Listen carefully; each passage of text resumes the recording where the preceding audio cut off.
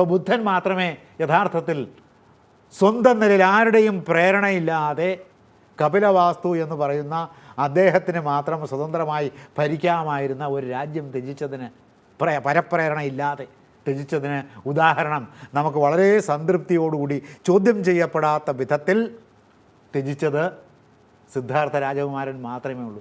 വേറെ ആരും ത്യജിച്ചിട്ടില്ല. അങ്ങനെ ഇരിക്കുകയാണ്, അങ്ങനത്തെ ലോകം കണ്ടുകൊണ്ടിരിക്കുകയാണ് ദേവന്മാർ. ഒരാളും നിസ്സാരമായ സംഗതി പോലും ത്യജിക്കുകയില്ല. ത്യജിച്ചാൽ അതിനേക്കാൾ വലിയൊരു നേട്ടം കണ്ടിട്ടുണ്ടാവും.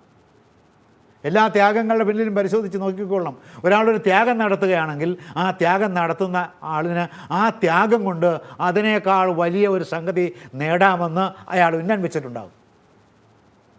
അപ്പോൾ നിഷ്ഫലമായ ത്യാഗം എന്ന് പറയുന്നത് ലോകത്തിൽ അസാധ്യമാണ്. ഇങ്ങനെ അസാധ്യമായ ഒരു കർമ്മമാണല്ലോ ഈ ഭീഷ്മർ ചെയ്തത്. ഇത് ലോകത്തിൽ പതിവുള്ളതല്ലല്ലോ. അപ്പോൾ ലോകത്തിലെ പതിവിന് വിരുദ്ധമായി തൻ്റെ സർവസ്വവും ഒരു മനുഷ്യൻ നിവർന്ന് നിന്ന് ലോക ദിക്പാലന്മാരെ സാക്ഷി നിർത്തിക്കൊണ്ട് ത്യജിക്കുകയാണ്. ഇവനിത് വീണ്ടെടുക്കില്ലെന്നും അദ്ദേഹത്തിൻ്റെ സ്വഭാവത്തെ ആസ്പദമാക്കി അവർക്ക് ഉറപ്പുണ്ട്. അതുകൊണ്ടാണ് ഭീഷ്മം എന്നവർ ഞെട്ടിയത്. ആരും ചെയ്യില്ല. ഇപ്പോൾ ഭീഷ്മർ ആ ചെയ്ത ത്യാഗത്തിൽ ധർമാനുഷ്ഠാനപരമായ പ്രമാദങ്ങൾ ഉണ്ടെങ്കിലും ത്യാഗം ഭീകരമാണ്.